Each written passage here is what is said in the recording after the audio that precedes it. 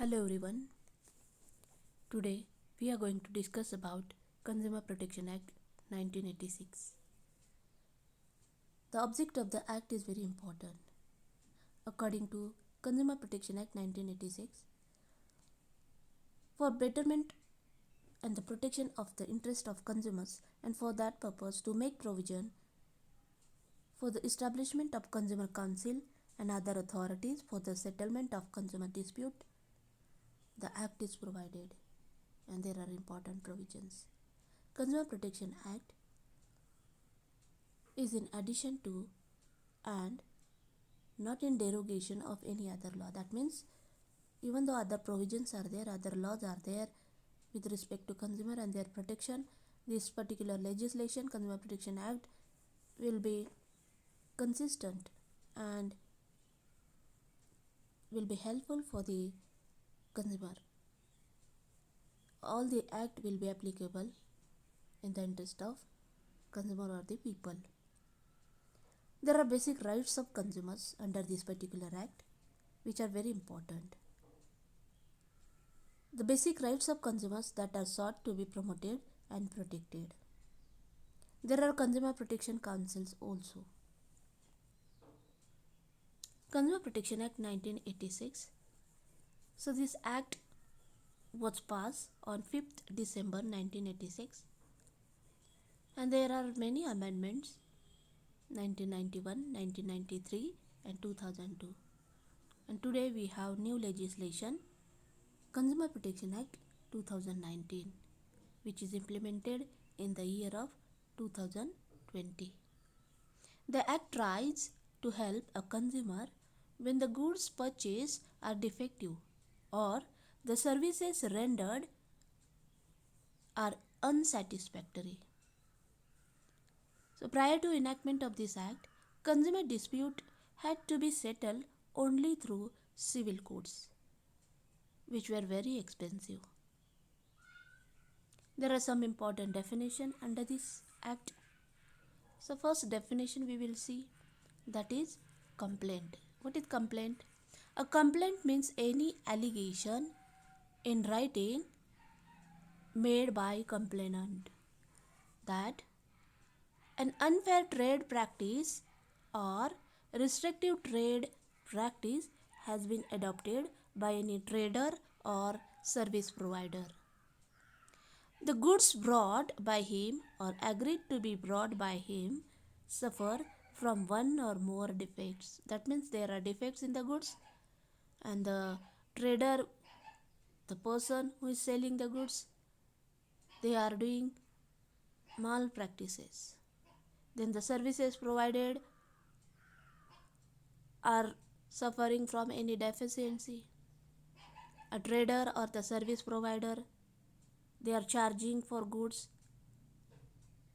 a price in excess of the price fixed by or under any law for the time being in force or displayed on the goods.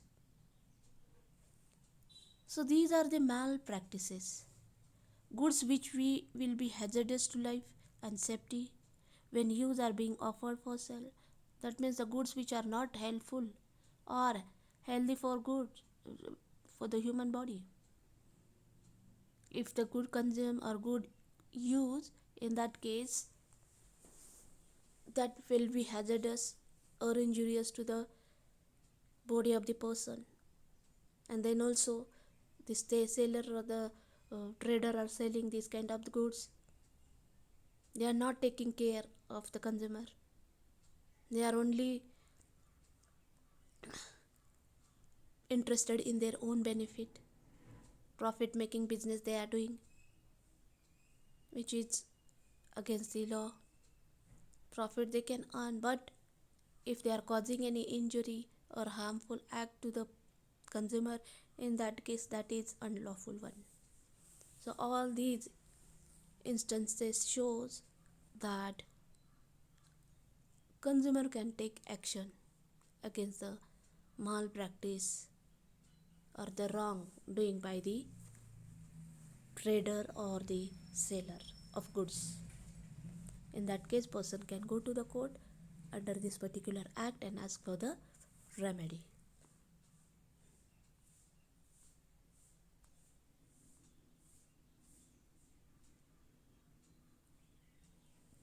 Now we'll see the definition of complainant. Who is complainant? So according to section 2, clause 1, subclause B, complainant means a consumer, then any voluntary consumer association registered under Companies Act 1956, and today we have new act, that is Company Act 2013. So even the person or consumer association registered under Companies Act 2013 also, or under any other law for the time being in force, or the central government or any state government which makes a complaint, or one or more consumers if there are a number of consumers and have the same interest. So all these people will be considered as complainant. Consumer. So who is consumer? Consumer means any person who buys any goods from a consideration for a consideration which has been paid or promised, or partly paid and partly promised, or under any system of deferred payment. The term includes any user of such goods other than the person who buys such goods for consideration paid, or promise, or partly paid and partly promised. Then hired or avail of any services for a consideration which has been paid or promised, or partly paid and promised, or under any system of deferred payment. That means here it is very important that consumer is the person who buys any goods for consideration. Consumer dispute means what? Consumer dispute means a dispute where the person against whom a complaint has been made denies or dispute the allegation contained in the complaint. What is this service? According to section 2, clause 1, subclause O, service means service of any description which is made available to potential users and includes the provisions of facilities in connection with banking, financing, insurance, transport, supply electrical or other agency, boarding and lodging, or both, housing construction, entertainment, amusement, etc. The term does not include the rendering of any service free of charge or under a contract of personal service. So all these services which are mentioned in this particular clause will treated as service under Consumer Protection Act 1986. Now we'll see very important definition.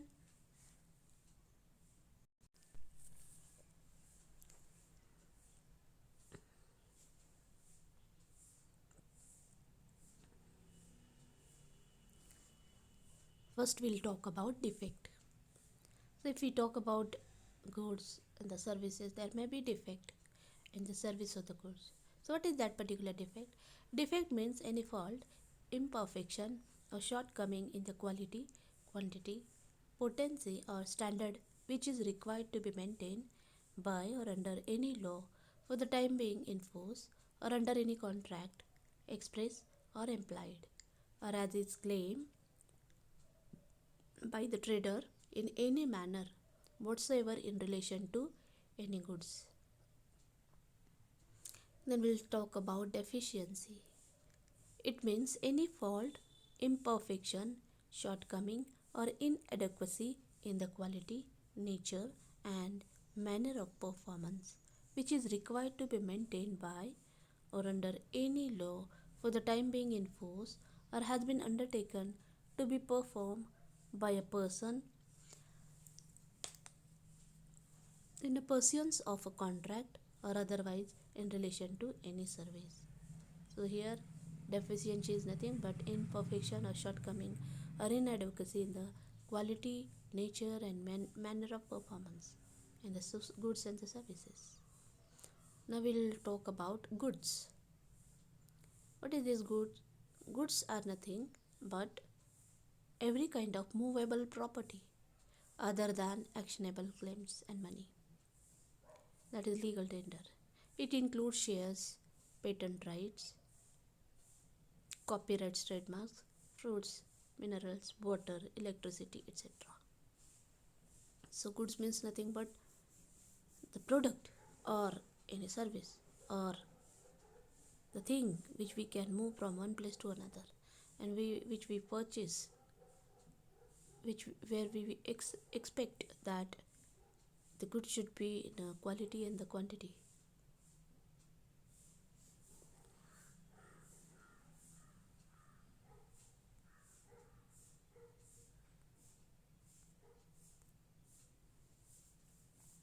Now we'll see another definition, that is manufacturer.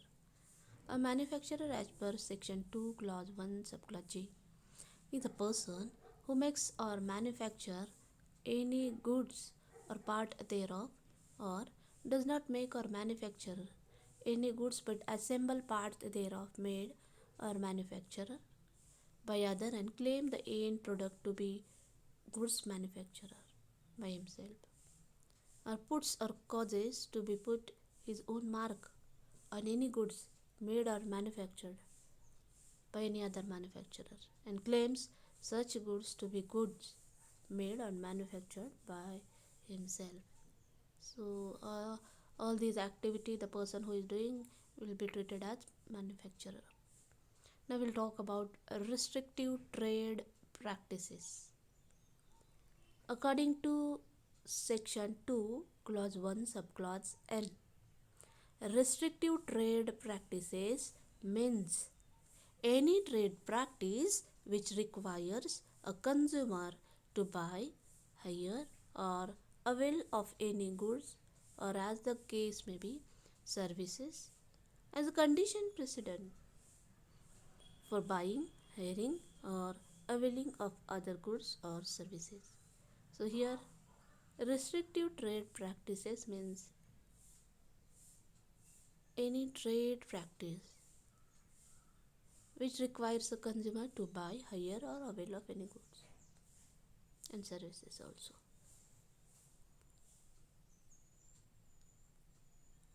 Now we'll talk about the definition of person.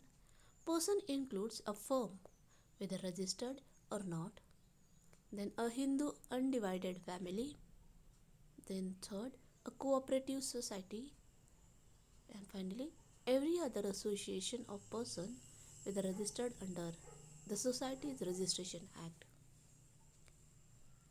Then trader. Trader in relation to any goods means a person who sells or distributes any goods for sale and includes the manufacturer thereof, and where such goods are sold or distributed in package form includes the packer thereof. So here trader who sells goods, who distribute goods. Now we'll talk about unfair trade practices. Unfair trade practices means a trade practice which, for the purpose of promoting the sale, use or supply of any goods, or for the provision of any service, adopts any unfair method or unfair or deceptive practices, including any of the following practices: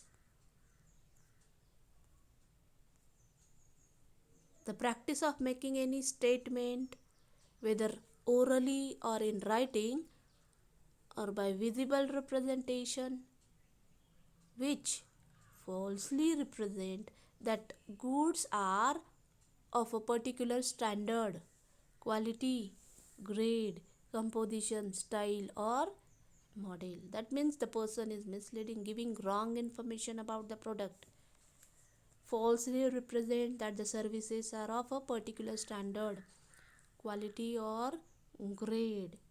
So this is also very important, and the subject which we are talking are consumer and the goods and the services.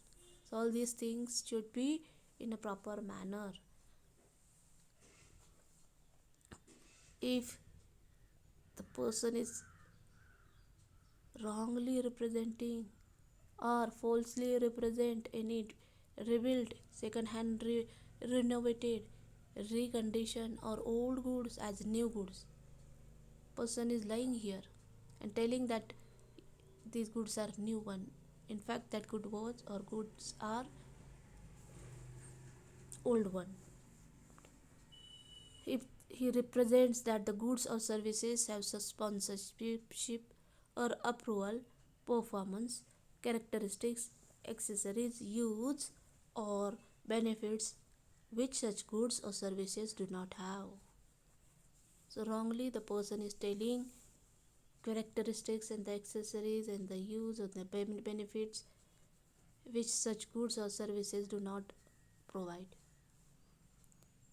Or the person who makes a false or misleading representation or gives to the public any warranty or guarantee of the performance, length of the life of a product. In that case also that will be unfair trade practices. Then which makes to the public a representation in the form that purports to be a warranty or guarantee of a product of any goods or services, and a person to replace, maintain or repair an article or any part thereof, or to repeat or continues to service until he has achieved a specific result. So here all these practices the person is doing with a malified intention or with a bad intention and doing a wrong practice. So in that case all these practices will be treated as unfair trade practices. So dear students, here we have completed our definition part. In the next lecture we will see our other parts. So thank you one and all.